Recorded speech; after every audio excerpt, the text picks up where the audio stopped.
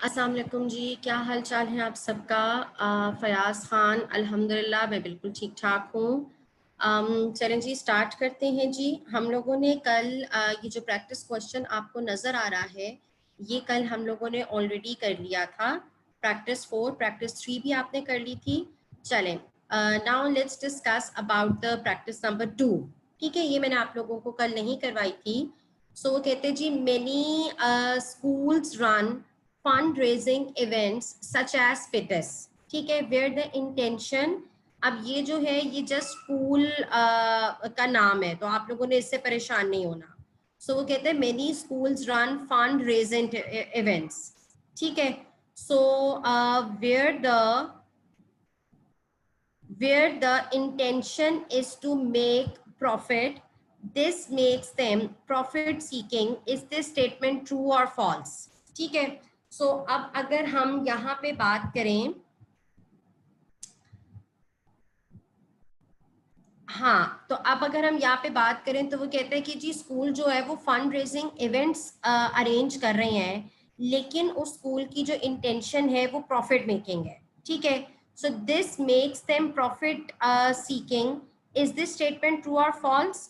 तो एक बात याद रखिएगा कि बेसिकली अगर आप कोई फंड रेजिंग इवेंट अरेंज कर रहे हो और कंपनी जो है वो प्रॉफिट मेकिंग कर रही है, तो ये दोनों सिनारियोस जो हैं वो आपस में मैच नहीं करते हैं, तो इस वजह से हमारी ये स्टेटमेंट जो होगी वो फॉल्स हो जाएगी।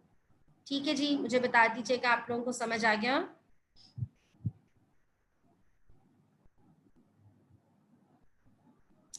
चलो हनान, टेक्नोलॉजी के लिहाज से जो हमने डिस्कस किया था ना कि ऑर्गेनाइजेशंस को हम डिफर कैसे करते हैं, ये मैं बात करती हूँ जी। ये ठीक है हनान, आपने पूछा है टेक्नोलॉजी वाला पॉइंट, लेवल ऑफ टेक्नोलॉजी। देखो, एक ऑर्गेनाइजेशन है जो फॉर एग्जांपल मैनुअली चीजें बना रही है, और दूसरी ऑर्गेनाइजेशन अगर हम बात करते हैं तो वो मशीन्स यूज कर रही है या एआई को यूज कर रही है।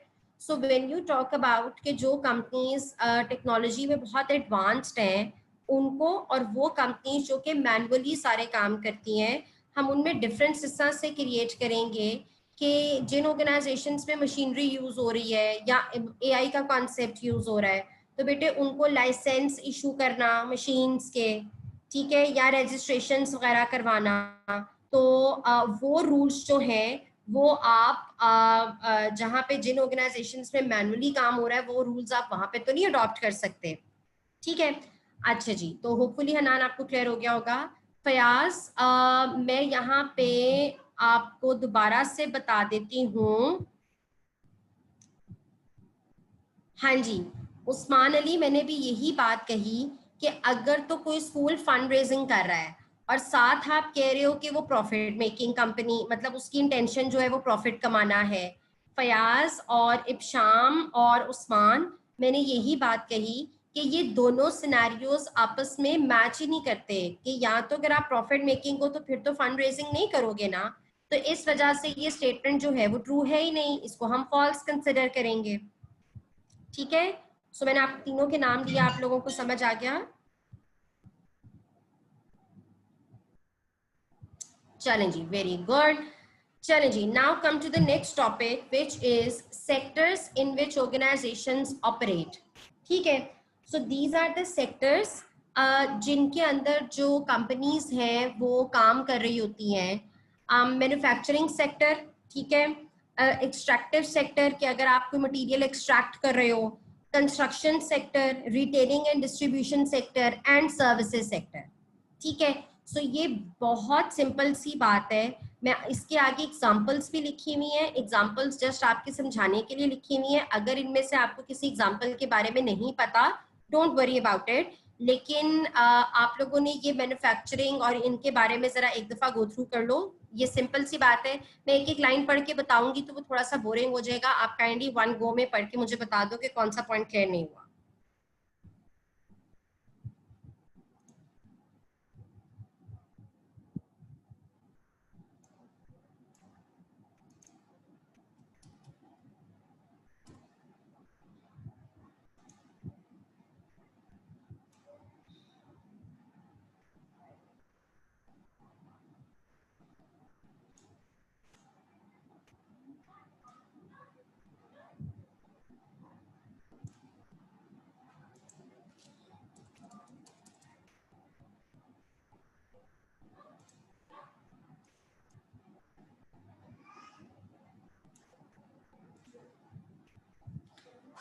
जी आप लोगों ने पढ़ लिया?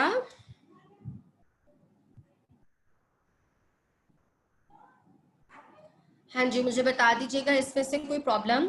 अच्छा, एक चीज नोट कर लो कि यहाँ पे जो वर्ड लिखा हुआ है ना, अच्छा मैं दाऊद बता देती हूँ। पहले एक चीज नोट कर लो कि ये आपको मेरा जो एरो नजर आ रहा है ना, सर्विस सेक्टर को टर्शरी सेक्टर भी कहते हैं। टर्शरी, TERTIARY,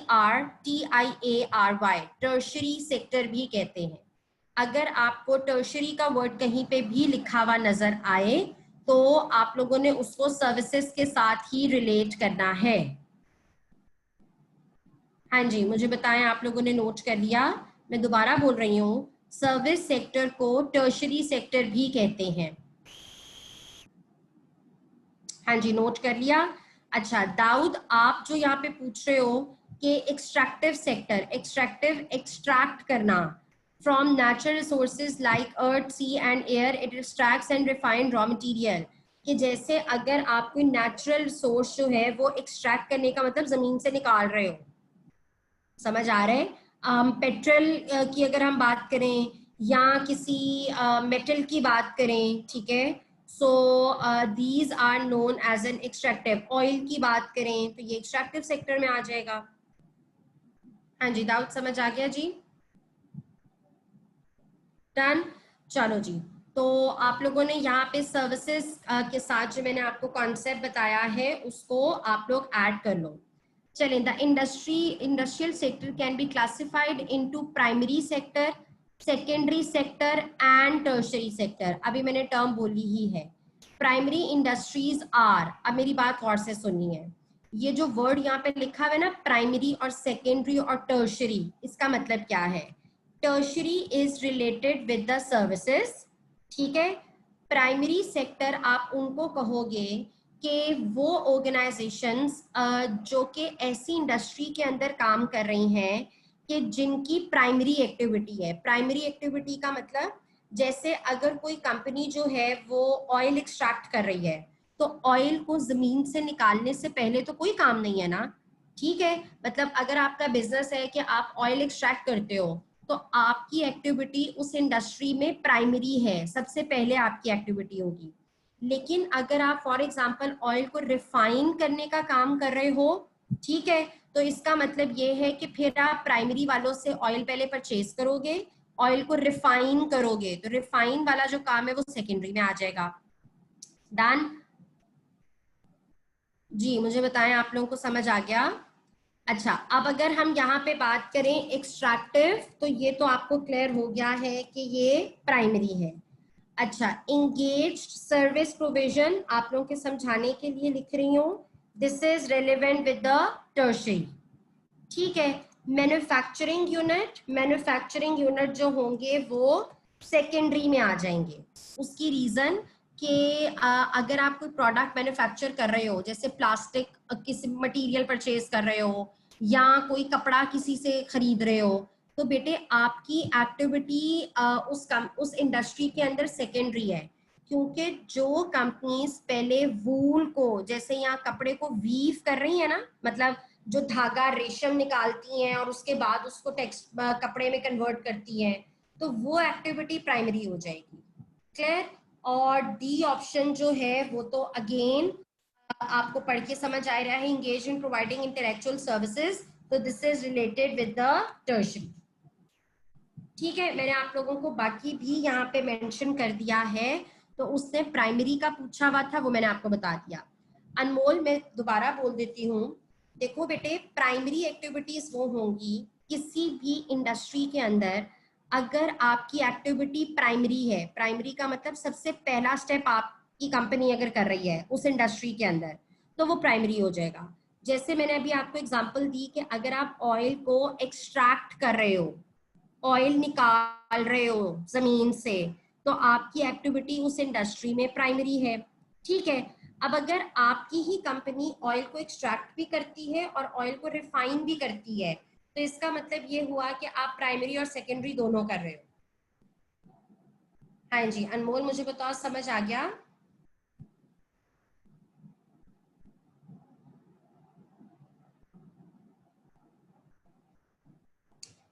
डन है जी, ये क्वेश्चन सबको क्लियर हो गया है?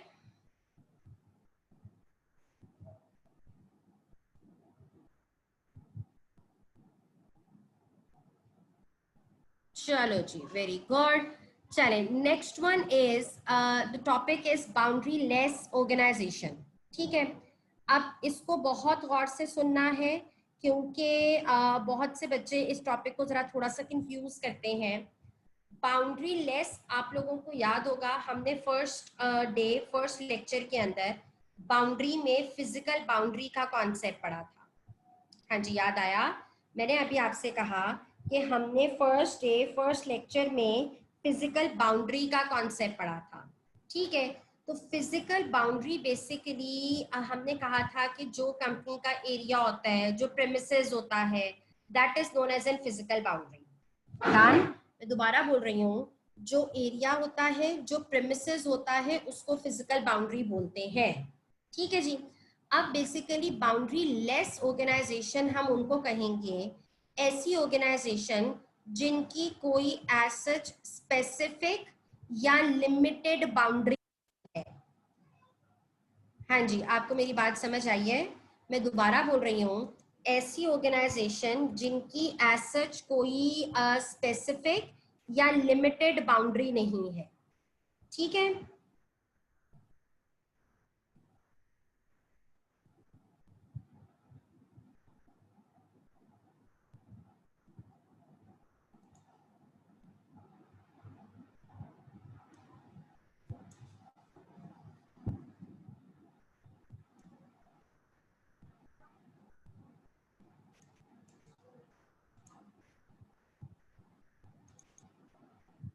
अच्छा एमन, अभी हम यहाँ पे ना आगे बात करते हैं।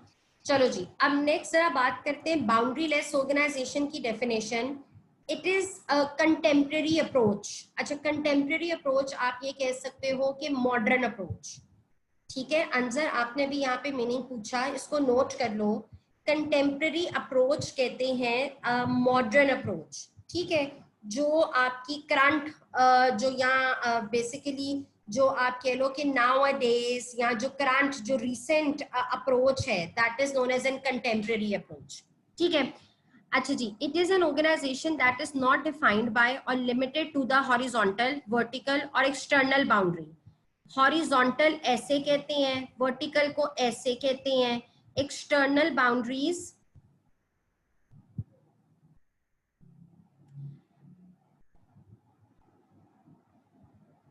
imposed by predefined structure।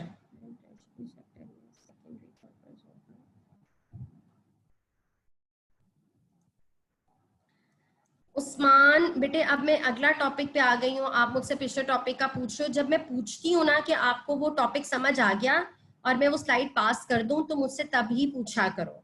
अब आपने यहाँ पे मुझसे क्वेश्चन किया, तो चलो मैं अभी बता देती हूँ, लेकिन नेक्स्ट टाइम कोशिश करो कि फौरन से क्वेश्चन पूछा करो। बेटे, टर्शरी सेक्टर को टर्शरी ही कहते हैं, समझ आ रहा है? वो सर्विसेज है, वो सेकेंडरी प्राइमरी नहीं है। सेकेंडरी मतलब अगर आप सर्विसेज प्रोवाइड कर रहे हो तो वो टर्शरी सेक्टर में आ जाएगा, तो उसको सेकेंडरी के साथ कंफ्यूज मत करें। ठीक है, क्योंकि सर्विसेज के अंदर प्राइमरी सेकेंडरी कोई कॉन्सेप्ट नहीं होता। उस्मान, मुझे बताओ क्लियर हो गया? मैं आगे चलूं?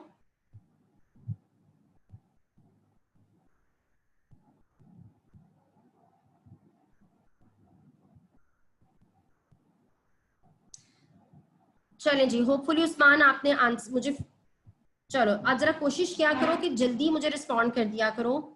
अच्छा, बाउंड्री लेस ऑर्गेनाइजेशन मैं सबके लिए दोबारा बता रही हूँ। बाउंड्री लेस ऑर्गेनाइजेशन कहते हैं ऐसी ऑर्गेनाइजेशन को जो अपनी टिपिकल कोई फिजिकल बाउंड्री के अंदर काम नहीं कर रही।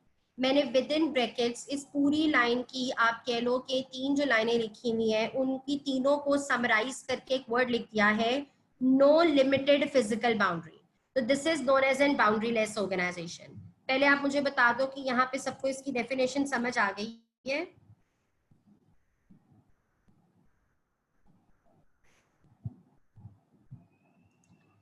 चलें जी,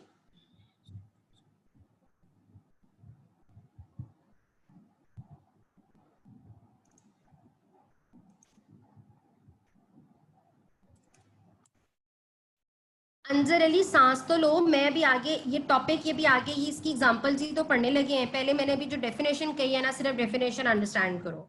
अच्छा, अभी आप लोगों ने काम करना है, आप लोग जो मुझे चैट पे मैसेजेस करते हो ना, आप लोग उसको एवरीवन कर दो। उसकी रीजन के सर अयाज भी मेरे साथ ऑनलाइन होते हैं, तो अगर किसी क्वेश्चन का आंसर मैं ना कर सकी तो वो फिर आप लोगों को फौरन से आंसर कर देंगे, ठीक है। तो इसलिए काइंडली आप लोग जो मुझे क्वेश्चन करते हो, प्राइवेटली में करने के बजाय उसको एवरीवन कर दो, ताकि वो भी क्वेश्चन देख लें और वो आपको क्विकली जो है वो आंसर जो है वो मार्क कर दें, ठीक है। सो इससे आप लोगों का भी फायदा होगा कि आपको साथ साथ जो है वो आंसर्स मिल जाएंगे, और मतलब आपको मेरा वेट नहीं करना पड़ेगा। डन। चलें, बाउंड्री लेस के अब आगे हम डिस्कस करते हैं। So there are 3 types of boundary less organisation. Done. एक होती है हॉलो, एक होती है वर्चुअल, और एक होती है मॉड्यूलर, ठीक है। अब ये टाइप्स हैं। डन हो गया। हॉलो ऑर्गेनाइजेशंस कौन सी होंगी? जो ऑर्गेनाइजेशन अपनी एक्टिविटीज को 2 पार्ट्स में डिवाइड करती है। मैं दोबारा बोल रही हूँ, हॉलो ऑर्गेनाइजेशन हम उनको कहेंगे जो अपनी एक्टिविटीज को मेजरली 2 सेगमेंट्स कह लो या 2 पार्ट्स में डिवाइड करती हैं। Number 1 is the core activity and number 2 is the non core activity. मेरी बात समझ आई?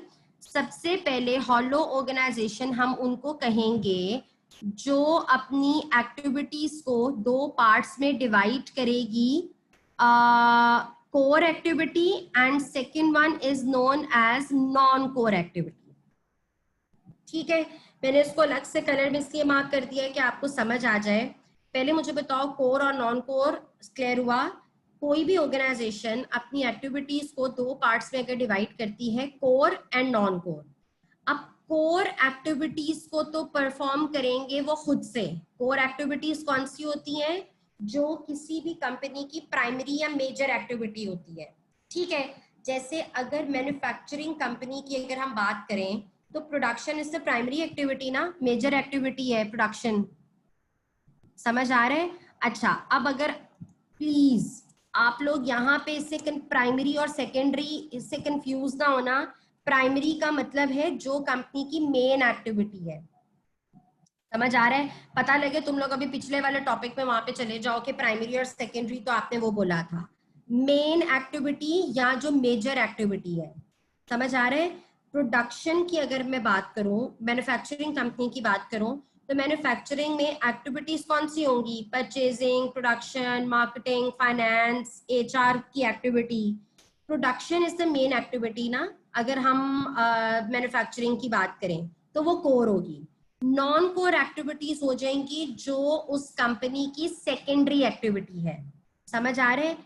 जैसे अगर हम एक मैन्युफैक्चरिंग कंपनी की बात करें, तो मैन्युफैक्चरिंग कंपनी में प्रोडक्शन तो मेन एक्टिविटी होगी ना, सेकेंडरी एक्टिविटी में आ जाएगा R&D, मतलब रिसर्च करना या एम्प्लॉइज को ट्रेन करना, ये सेकेंडरी एक्टिविटी है।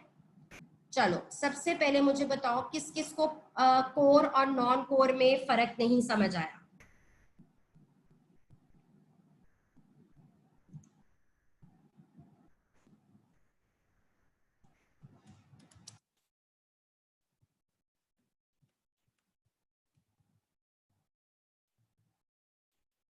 हाँ जी, जैन को समझ नहीं आया। चलो, जैन के अलावा जल्दी से बताओ।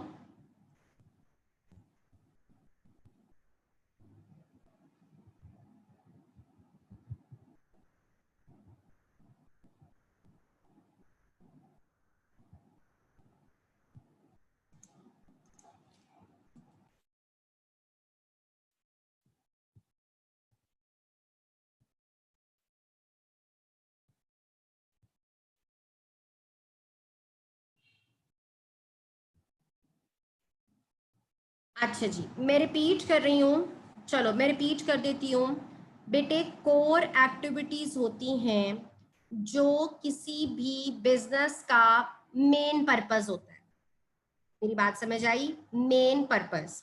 अगर आप कोई एजुकेशन इंस्टीट्यूट रन कर रहे हो, तो एजुकेशन देना मेन पर्पस है ना। समझ आ रहा है? अच्छा, मुझे एक बात बताओ, आपने एक इंस्टीट्यूट खोला हुआ है और अगर उस पे सारा फोकस आपका है कि जी ठीक है बच्चे पढ़ते हैं पढ़े, नहीं पढ़ते ना पढ़े, लेकिन जो उसकी कैंटीन है ना वो बहुत अच्छी होनी चाहिए। सही है बेटे, आपने बिजनेस चलाया है एजुकेशन प्रोवाइड करने के लिए, तो मेन एक्टिविटी जो होगी बेटे वो तो एजुकेशन होगी ना। ये बात समझ आ गई। तो कोर एक्टिविटीज होंगी जो किसी भी बिजनेस की मेन एक्टिविटी है, मेजर एक्टिविटी है, जिस जिस एक्टिविटी पे बिजनेस जो है वो पूरा रिलाय कर रहा है। ठीक है। सेकेंडरी एक्टिविटी हो जाएगी नॉन कोर एक्टिविटी। जैसे मैंने भी आपको यहाँ पे जो एग्जांपल दी कि एजुकेशन इंस्टीट्यूट के अंदर जो कैंटीन है वो नॉन कोर है। ठीक है, वो बिजनेस का हिस्सा है, वो स्लाइटली बिजनेस को फायदा भी पहुंचा रहा है, लेकिन बेटे वो नॉन कोर एक्टिविटी है ना। मतलब एक एजुकेशन इंस्टीट्यूट का प्राइमरी पर्पस या मेन पर्पस बच्चों को अच्छा खाना प्रोवाइड करना तो नहीं है। मेरी बात समझ आ गई। लेकिन आप अगर किसी रेस्टोरेंट की बात करते हो तो रेस्टोरेंट की कोर एक्टिविटी तो अच्छा खाना प्रोवाइड करना है ना। डन, कोर और नॉन कोर मुझे बताओ, क्लियर हो गया?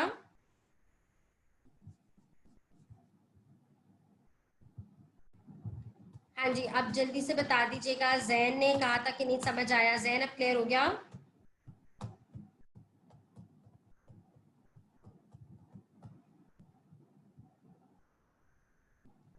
चलो, अब हॉलो ऑर्गेनाइजेशन हम उनको कहेंगे कि कोर एक्टिविटीज को तो कंपनी खुद से परफॉर्म कर रही है। समझ आ रहा है? खुद परफॉर्म करने का मतलब कि कोर एक्टिविटीज को कंपनी रखेगी अपने हाथ में। जैसे अगर हम प्रोडक्शन की बात करते हैं या जैसे मैं एजुकेशन स्कूल की एग्जांपल ले रही थी कि वो तो एक्टिविटीज आप खुद से परफॉर्म कर रहे हो, लेकिन बेटे नॉन कोर एक्टिविटीज को हम कर देते हैं आउटसोर्स। समझ आ रहा है? नॉन कोर एक्टिविटीज को हम कर देंगे आउटसोर्स। अब ये बाउंड्री लेस कैसे है ये बाद में देखते हैं। आउटसोर्सिंग का मतलब होता है जब हम अपना कोई भी काम किसी और कंपनी को करने के लिए दे दें तो इसको आउटसोर्सिंग बोलते हैं। मैं दोबारा बोल रही हूँ, आउटसोर्स करना कहते हैं जब हम अपनी कोई भी एक्टिविटी किसी और कंपनी को करने के लिए दे दें तो that is known as an outsourcing. तो कोर एक्टिविटीज को तो वो कंपनी खुद से करेगी, लेकिन नॉन कोर एक्टिविटीज को कंपनी आउटसोर्स कर देगी। ठीक है, डेफिनेशन समझ आई? अब ये बाउंड्री लेस ऐसे है कि कोर को तो वो अपनी बाउंड्री के अंदर कर रही है, बट नॉन कोर एक्टिविटी को आउटसोर्स करने का मतलब क्या, बाउंड्री से बाहर निकल रहे हो ना। तो इसका मतलब है कि कोई लिमिटेड बाउंड्री तो है नहीं, कोई लिमिटेड फिजिकल बाउंड्री तो है नहीं। तो ऐसी ऑर्गेनाइजेशंस को हम हॉलो ऑर्गेनाइजेशंस कहेंगे। हाँ जी, मुझे बताएं, आपको मेरी बात समझ आई है?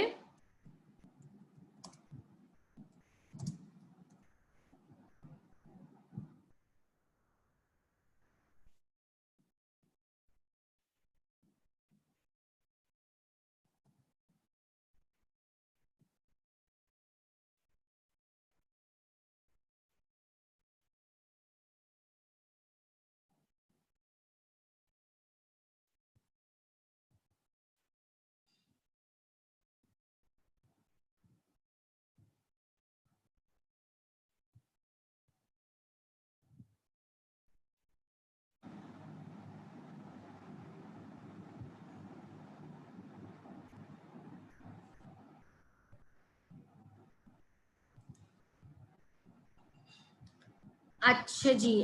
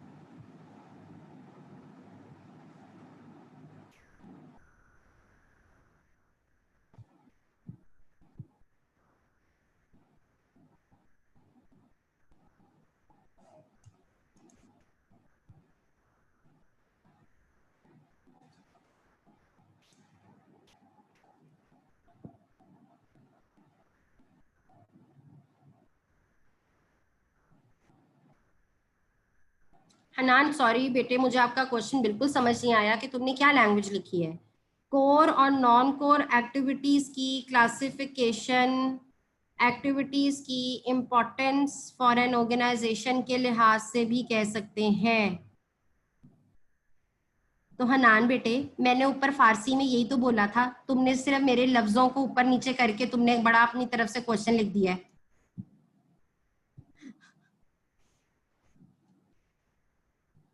अच्छा, अब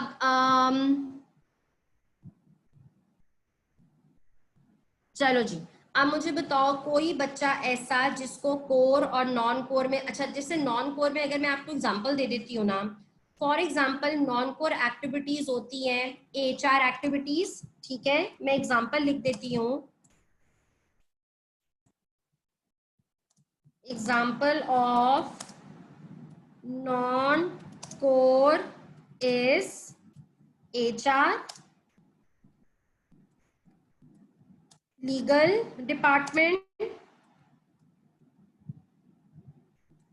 R&D,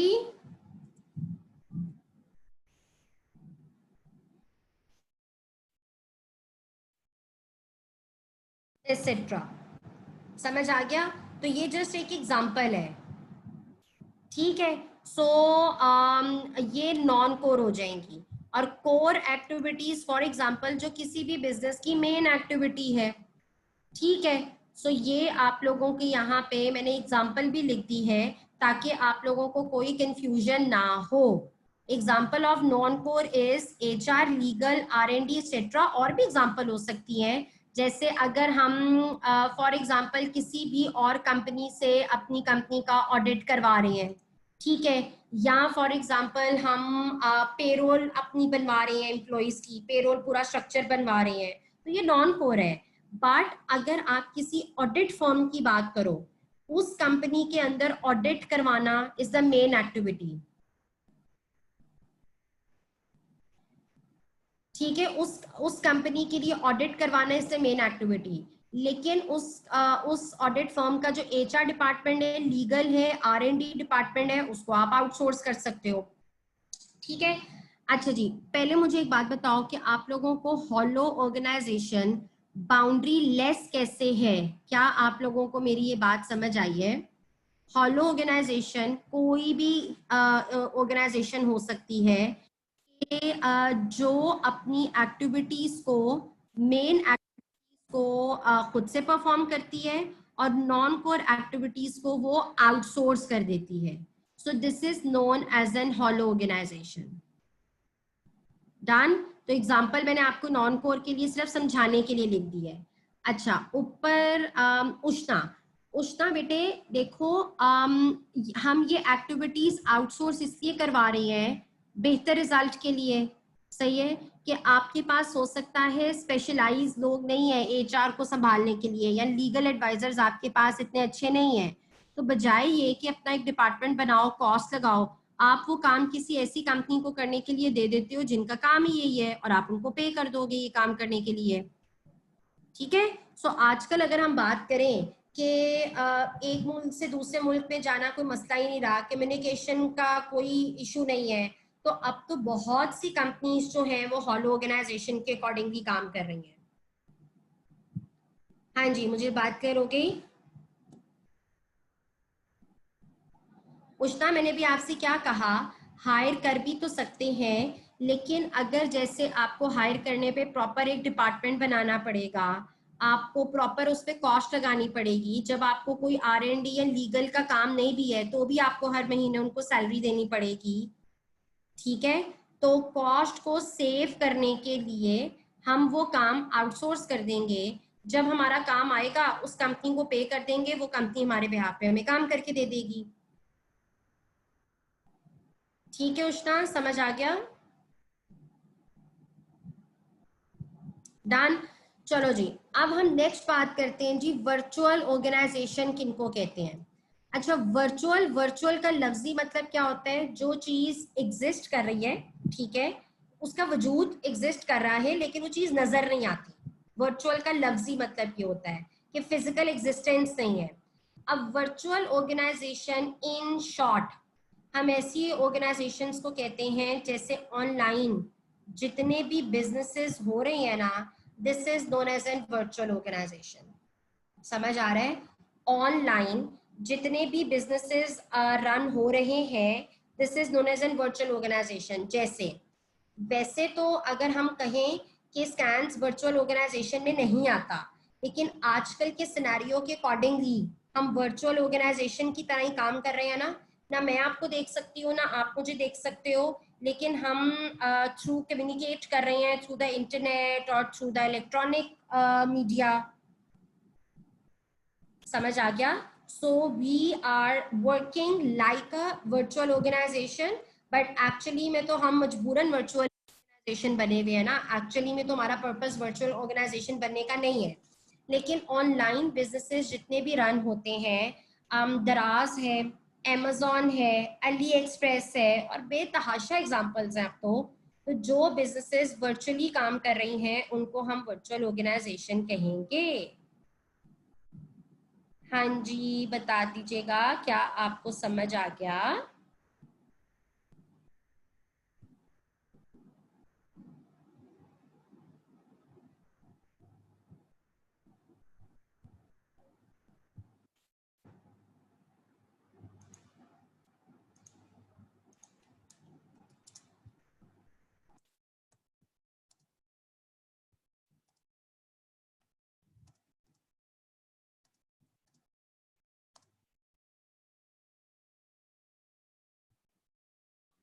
चलो जी। अब ये वर्चुअल ऑर्गेनाइजेशन बाउंड्री लेस इसलिए है बिकॉज इसकी तो कोई भी स्पेसिफिक बाउंड्री नहीं है ना। कस्टमर कहीं पे बैठा हुआ है, सप्लायर कहीं पे है, आप दुनिया में कहीं पे भी किसी से भी चीजें मंगवा सकते हो। सही है? जैसे मैं और आप, भाई कोई फिजिकल बाउंड्री तो है नहीं हमारी। मैं अपने घर पे बैठी हुई हूँ, आप अपने अपने घरों में बैठे हुए हो, लेकिन हम आपस में कम्युनिकेट कर रहे हैं। सो हमारी कोई टिपिकल स्पेसिफिक फिजिकल बाउंड्री तो है नहीं। डन। तो इस वजह से ये जो वर्चुअल ऑर्गेनाइजेशन है ये बाउंड्री लेस कहलाएगी। क्लियर है जी? समझ आ गया? चलो, next one is known as modular organization. ठीक है, third one is known as an modular organization. अच्छा भाई, मॉड्यूलर ऑर्गेनाइजेशन में ये जो टर्म लिखी हुई है ना, modules, modules means different parts. Module का मतलब क्या होता है? Different parts. समझ आ गया? Modular organization. अच्छा, एक चीज ये काम याद रखनी है, ये आप लोगों को नेक्स्ट स्लाइड में मैंने एक नोट लिखा हुआ है अबाउट द मॉड्यूलर ऑर्गेनाइजेशन। याद रखना है कि मॉड्यूलर ऑर्गेनाइजेशन में सिर्फ मैन्युफैक्चरिंग कंपनीज को ही मॉड्यूलर ऑर्गेनाइजेशन कंसिडर कर सकते हैं। समझ आ रहा है? अगर तो आपने मॉड्यूलर ऑर्गेनाइजेशन में कोई भी एग्जांपल कंसिडर करनी है तो वो सिर्फ मैन्युफैक्चरिंग कंपनीज ही होंगी, सर्विसेज मॉड्यूलर में नहीं आ सकती। डन। तो ये आप लोगों के लिए नेक्स्ट स्लाइड में ऑलरेडी मेंशन्ड है। ठीक है, चलो अब मैं डेफिनेशन पे वापस आती हूँ।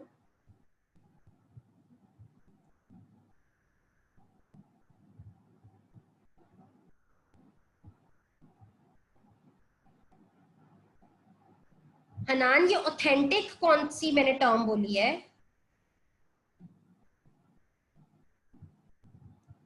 ऑथेंटिक ऑर्गेनाइजेशन मैंने कोई टर्म बोली है बेटे?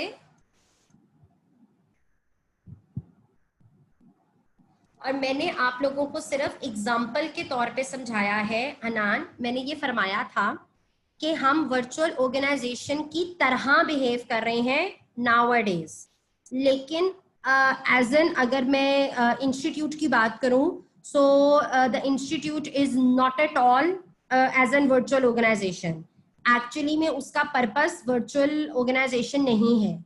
लेकिन मैंने भी आपको जस्ट समझाने के लिए बताया था कि हम वर्चुअल ऑर्गेनाइजेशन की तरह बिहेव कर रहे हैं, के अकॉर्डिंगली काम कर रहे हैं। और ये जो आपने टर्म लिखी हुई है ऑथेंटिक, ऑथेंटिक को तो मैंने कोई टर्म बोली नहीं है। ये कौन सी ऑर्गेनाइजेशन है?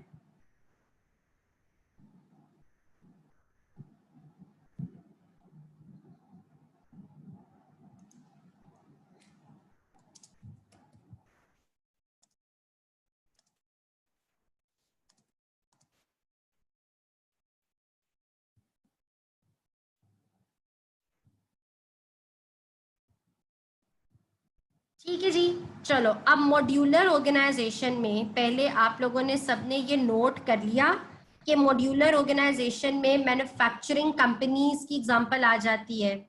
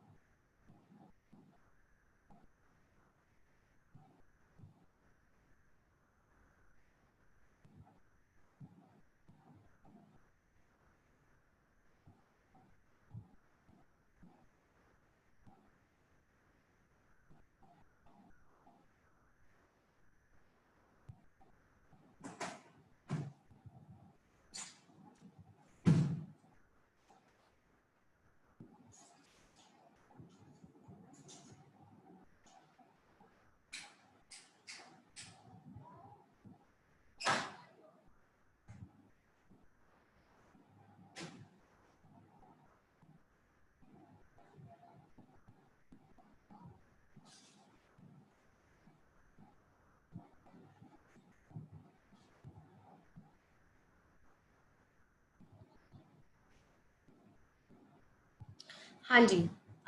चलें जी, अब हम यहाँ पे बात कर रहे थे जी मॉड्यूलर की डेफिनेशन की। देखो, modular organization outsources different stages of manufacturing process of a product to external vendor और पार्टनर। ठीक है। अब इसमें आप लोगों को एग्जांपल दूंगी कि मॉड्यूलर में आपने कोर और नॉन कोर का कोई कॉन्सेप्ट नहीं लेके आना। ठीक है। जैसे एक प्रोडक्ट होती है, उस प्रोडक्ट के जितने भी पार्ट्स हैं भाई वो तो सारे इंपॉर्टेंट होते हैं ना। फॉर एग्जांपल आप अगर मोबाइल फोन की एग्जांपल लो, तो मोबाइल फोन के अंदर जितने भी उसके पार्ट्स हैं, स्क्रीन है, कीबोर्ड है, और जो भी और पार्ट्स होते हैं, दीज ऑल आर इम्पॉर्टेंट। उनमें से कोई एक भी खराब होगा तो जाहिर सी बात है कि आपका मोबाइल फोन रन नहीं होगा। सो मॉड्यूलर ऑर्गेनाइजेशन, अगर तो हम एग्जांपल लेते हैं किसी मोबाइल फोन कंपनी की, तो वो मॉड्यूलर कैसे होगी कि जैसे आप जो स्क्रीन है वो किसी एक और कंपनी से बनवा रहे हो, कीपैड जो है वो किसी दूसरी कंपनी से बनवा रहे हो, बाकी का जो सारा मदरबोर्ड जो है वो किसी तीसरी कंपनी से बनवा रहे हो, और खुद जो है आप सिर्फ उसको सारे चीजों को इकट्ठा करके असेंबल करके अपनी कंपनी की स्टैंप लगा के सेल आउट कर देते हो। तो बेसिकली मॉड्यूलर ऑर्गेनाइजेशन प्रोडक्ट को डिफरेंट पार्ट्स में डिवाइड करती है, और फिर उन डिफरेंट पार्ट्स को अगर तो आपने मतलब सारे के सारे पार्ट्स किसी और कंपनी को आउटसोर्स करने हैं तो कर देते हो, अदरवाइज कुछ पार्ट्स खुद से बनाते हो और बाकी सब आउटसोर्स कर देते हो। तो ये आपकी मॉड्यूलर ऑर्गेनाइजेशन में आ जाएगा। हाँ जी, अब बता दीजिएगा यहाँ पे कोई मसला।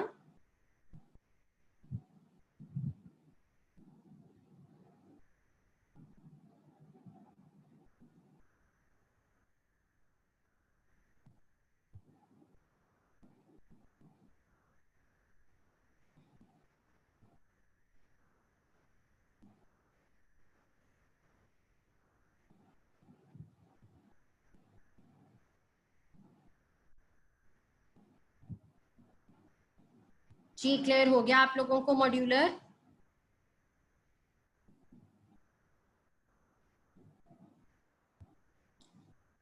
सही है जी। तो ये आपके पास बाउंड्री लेस, अब इसको हम बाउंड्री लेस इसलिए कहेंगे क्योंकि कोई स्पेसिफिक बाउंड्री तो नहीं है ना, स्पेसिफिक फिजिकल बाउंड्री के अंदर तो काम नहीं कर रही, तो अपनी बाउंड्री से निकल के बाहर काम कर रही है, तो वो मॉड्यूलर ऑर्गेनाइजेशन में आ जाएगा।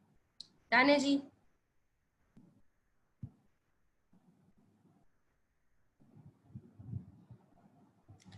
चले, अब हम लोगों का नेक्स्ट टॉपिक है ऑर्गेनाइजेशनल स्ट्रक्चर बाय मिन्सबर्ग। ठीक है, अब ये नया टॉपिक है, इसका पिछले टॉपिक के साथ कोई लिंक नहीं है।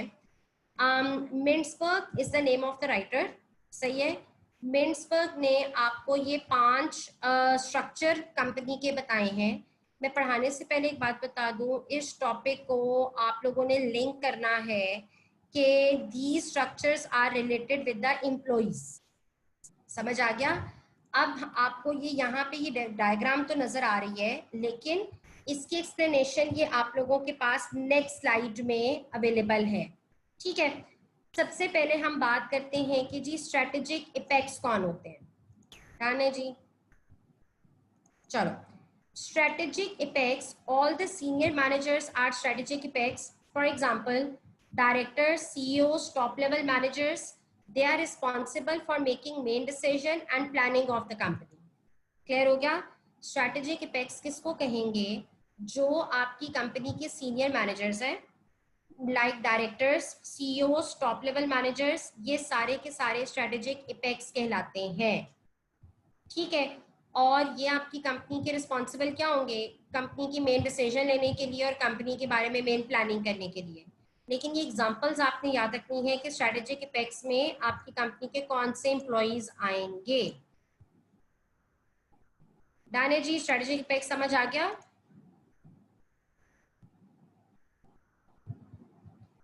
हाँ जी, आप लोगों को स्ट्रैटेजिक इफेक्ट्स क्लियर हो गया?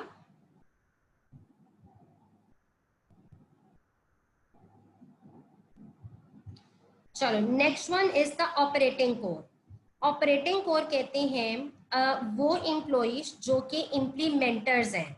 इम्प्लीमेंटर्स का मतलब जो आपकी कंपनी के गोल को इम्प्लीमेंट कर रहे हैं। For example, workers involve in producing और क्रिएटिंग द प्रोडक्ट और सर्विसेज।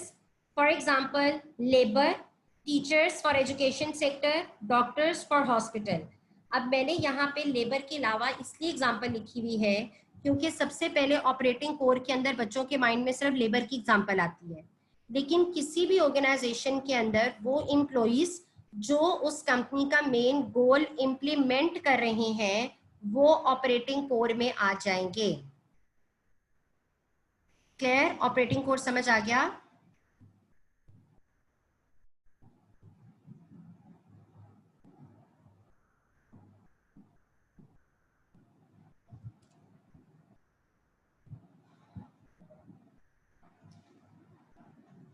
चले, अब अच्छा, अब मैं यहाँ पे, वैसे हो सकता है आप लोगों के माइंड में क्वेश्चन आए, लेकिन मैं आप लोगों को खुद ही बता देती हूँ।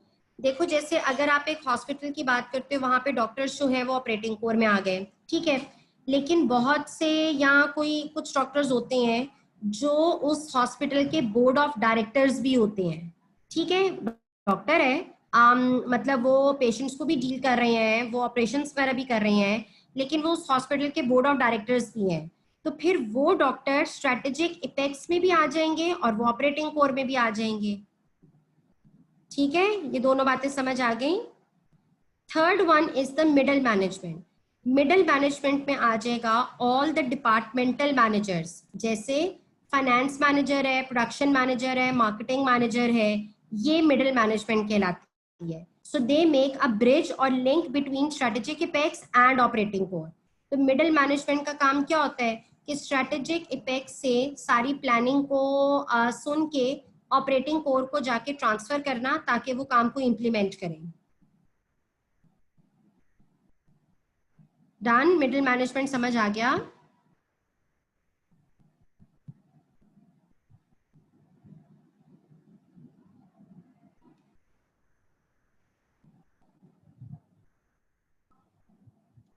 मोहम्मद साले, आपने लिखा है नो मैम। बेटे सिबल, नो, ये मतलब क्या लिख रहे हो कि समझ नहीं आया? अच्छा, मैं रिपीट कर देती हूँ। साले और सिबल, बेटे आपके जितने भी डिपार्टमेंटल मैनेजर्स हैं, डिपार्टमेंटल मैनेजर्स किनको कहते हैं? जो फाइनेंस मैनेजर है, जो प्रोडक्शन मैनेजर है, या मे बी परचेज मैनेजर है, ठीक है, या एचआर मैनेजर है, एक्सेट्रा का मतलब इनके अलावा भी और एग्जांपल्स आ सकती हैं। सो ये जितने भी डिपार्टमेंटल मैनेजर्स हैं इनको आप मिडिल मैनेजमेंट कहलाते हो। और ये मिडिल मैनेजमेंट आपकी कंपनी के अंदर स्ट्रैटेजिक इफेक्ट्स और ऑपरेटिंग कोर का लिंक बनाते हैं। क्यों? क्योंकि ये इन दोनों के दरमियान में होते हैं। ठीक है, आप किसी भी कंपनी की हिरार्की जब देखते हो, सबसे पहले स्ट्रैटेजिक इफेक्ट्स आते हैं, ठीक है, उसके बाद मिडिल मैनेजमेंट आएंगे और फिर ऑपरेटिंग कोर आएंगे ना। तो मिडिल मैनेजमेंट इन दोनों के दरमियान में एक लिंक क्रिएट करेगी, ब्रिज क्रिएट करेगी। ठीक है साले सिबल हनान, अब आपको समझ आ गया।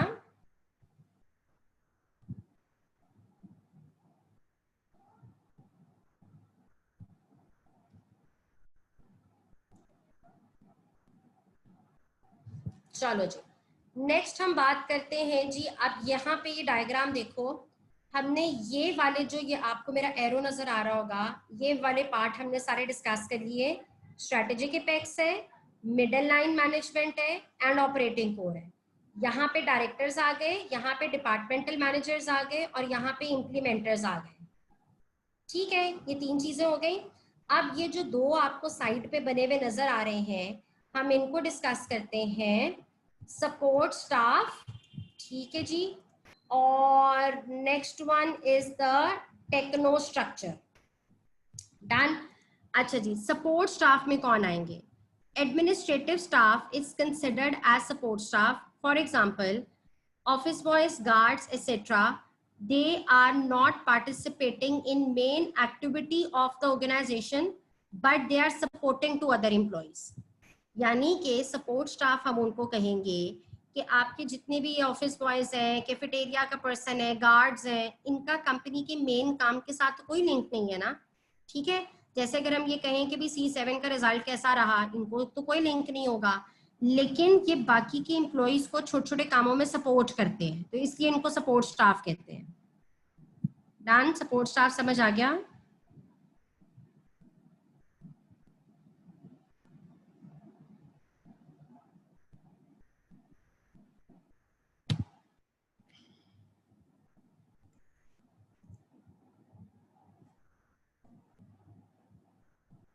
चलो, next one is the techno structure. Techno structure कहेंगे कोई भी, अगर आपने टेक्निकल स्टाफ रखा हुआ है, जैसे अगर आप कोई सॉफ्टवेयर प्रोग्रामर हायर करते हो, कोई फाइनेंशियल एनालिस्ट हायर करते हो, कोई लीगल कंसल्टेंट हायर करते हो, ठीक है, सो जिनका काम मेन डिसीजन लेना नहीं है, लेकिन वो अपनी एक्सपर्ट सजेशन जो है वो स्ट्रेटेजिक इपेक्ट्स को लाजमी देंगे, तो उनको आप टेक्नो स्ट्रक्चर कहते हो। ठीक है। अच्छा, नॉर्मली अगर हम टेक्नो स्ट्रक्चर की बात करें, क्योंकि ये बहुत ज्यादा हाईली पेड पर्सन होते हैं, तो इस वजह से कंपनी इनको टेम्परेरी बेसिस के लिए हायर करती है, कि जब इनकी जरूरत होती है तब इनको हायर करती है। कि आपने अगर कोई सॉफ्टवेयर बनवाना है, आपने उसके लिए सॉफ्टवेयर प्रोग्रामर हायर किया, मे बी 5 महीने 6 महीने के लिए, और उसको 5 या 6 महीने के कॉन्ट्रैक्ट के अकॉर्डिंगली पे कर दिया। ठीक है, सो वो अपनी एक्सपर्ट नॉलेज और एक्सपीरियंस के अकॉर्डिंगली आपको सॉफ्टवेयर प्रिपेयर करके दे देगा, तो वो हमारी कंपनी का टेक्नो स्ट्रक्चर है। डन जी, मुझे बताएं यहां तक क्लियर हो गया?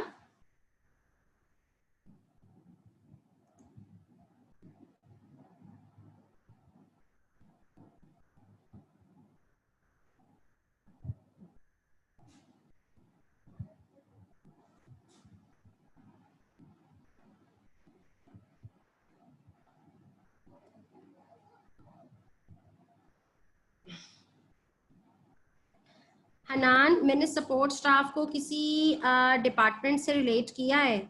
गार्ड्स जो होते हैं वो हर डिपार्टमेंट में होते हैं, या अगर आप ऑफिस बॉयज की बात करो तो वो हर डिपार्टमेंट के मतलब अलग अलग बाहर बैठे हुए होते हैं। इट्स ए जेनेरिक ना। सो उनका जस्ट काम ये होगा कि उन्होंने बाकी के जो एम्प्लॉइज हैं उनको सपोर्ट करना है, तो जरूरी तो नहीं है कि हम उनको अलग अलग डिपार्टमेंट को अलग अलग सपोर्ट स्टाफ प्रोवाइड करें।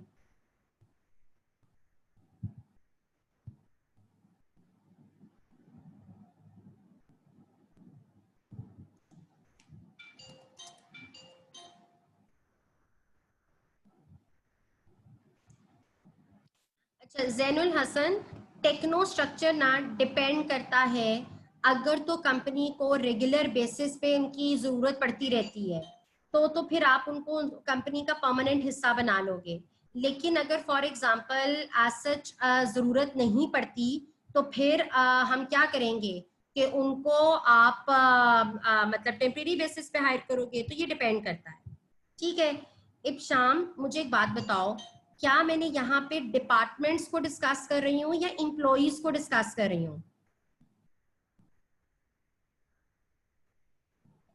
मैंने डिपार्टमेंट्स को तो नहीं डिस्कस किया ना। और अगर आप कोऑर्डिनेशन मैनेजर की बात करो तो वो एक डिपार्टमेंट का हेड है, तो वो मिडल लाइन मैनेजमेंट में आ जाएगा। हम पूरे के पूरे डिपार्टमेंट की बात तो नहीं मैं कर रही। समझ आया इब्साम?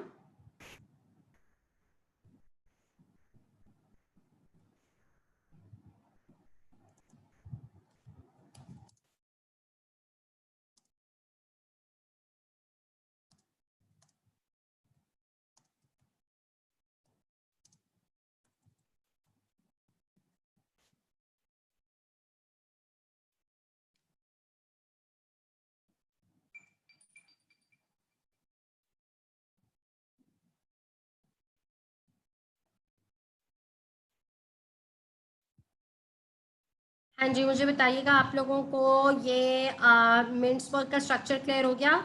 स्ट्रेटेजिक इपेक्स देखा, मिडल लाइन मैनेजर्स देखे, ऑपरेटिंग कोड देखा, ठीक है। ये आपकी कंपनी की प्लानिंग यहाँ पे हो रही है, middle line management operating core को पास ऑन कर रहे हैं और ऑपरेटिंग कोर उसको इम्प्लीमेंट कर रहे हैं, डन। बट ये दोनों अब साइड पे इसलिए बने हुए हैं, ये आपकी कंपनी का पार्ट जरूर है, लेकिन आपने रीजन देख ली कि ये तो जस्ट सपोर्ट कर रहे हैं और ये अपनी एक्सपर्ट नॉलेज जो है वो स्ट्रेटेजिक इपेक्स को प्रोवाइड कर रहे हैं, ठीक है। चलें जी, यहां तक कोई क्वेश्चन?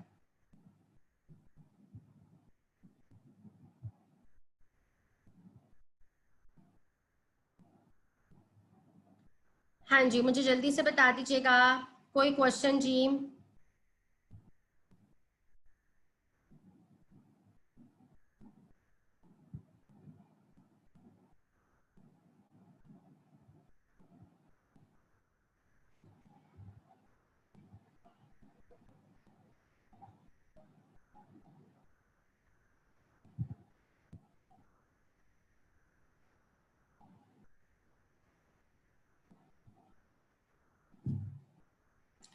चलो, अब कोई नहीं बोल रहा तो मैं आगे पास कर देती हूँ।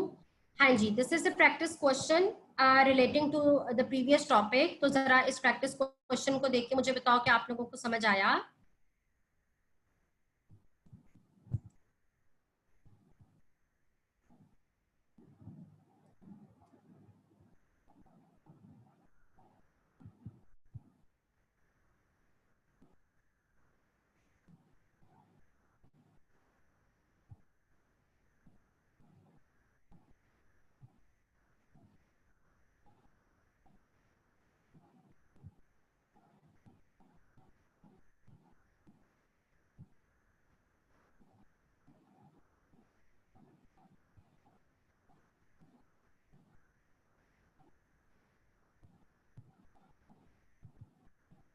हाँ जी, आप लोगों को ये क्वेश्चन क्लियर हो गया है?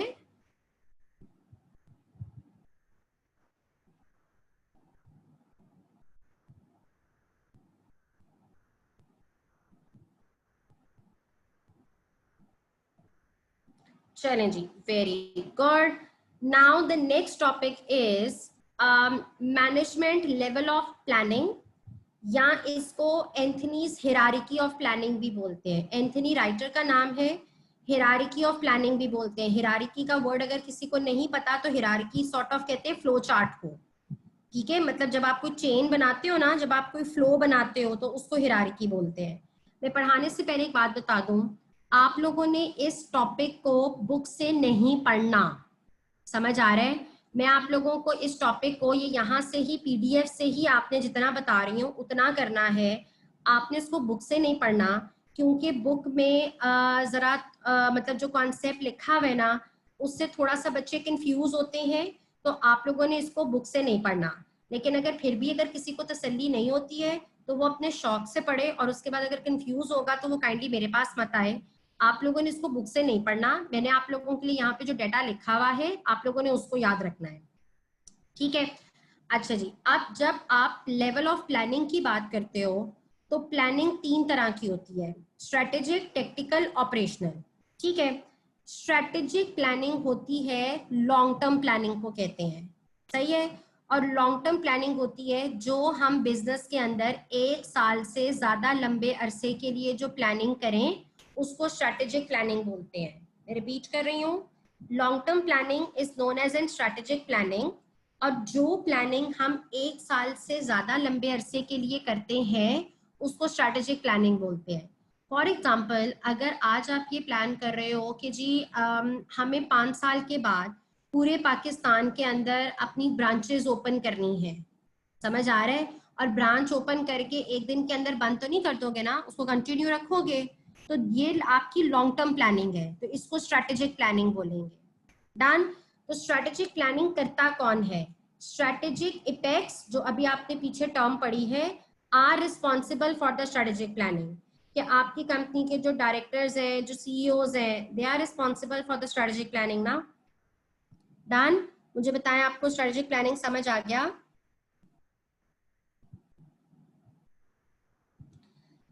अच्छा, next one is the tactical planning. Tactical planning को शॉर्ट टर्म प्लानिंग भी बोलते हैं, और जो प्लानिंग हम 1 साल के लिए करें, फॉर अ ईयर, 1 साल के लिए जो हम प्लानिंग करते हैं उसको टेक्टिकल प्लानिंग बोलते हैं।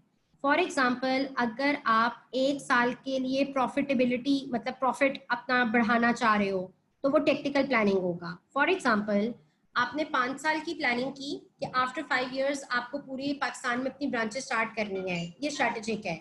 हर साल प्रॉफिट कैसे कमाना है, ठीक है, हर साल प्रॉफिट कमाओगे तो ब्रांचेस स्टार्ट कर सकोगे ना, तो हर साल प्रॉफिट कैसे कमाना है ये आपकी टेक्टिकल प्लानिंग में आ जाएगा। ठीक है, टेक्टिकल प्लानिंग के responsible middle managers are responsible for the tactical planning. क्यों?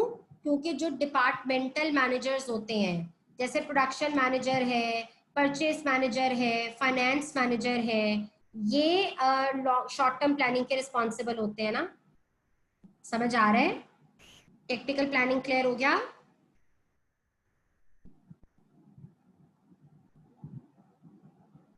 जी मुझे बताइएगा, टेक्निकल प्लानिंग समझ आ गया?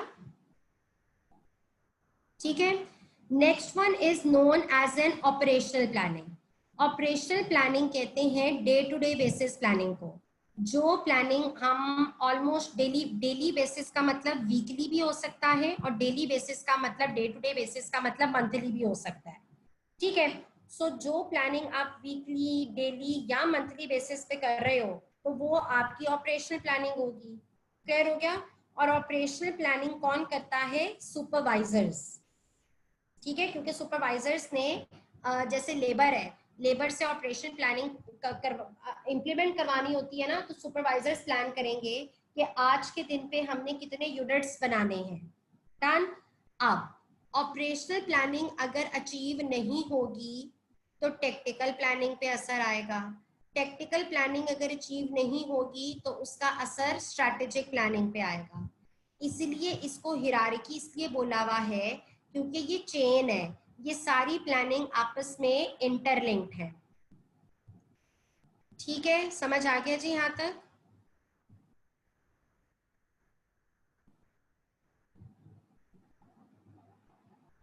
जल्दी से बता दें, क्या आप लोगों को क्लियर हो गया?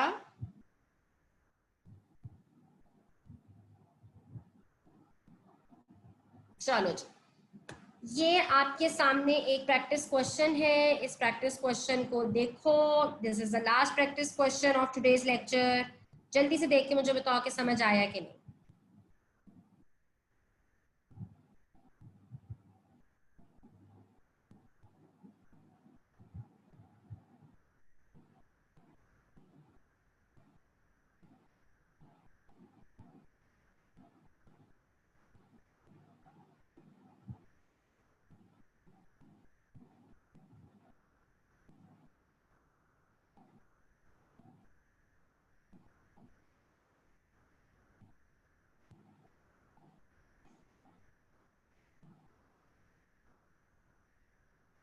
चलें जी, वेरी गुड।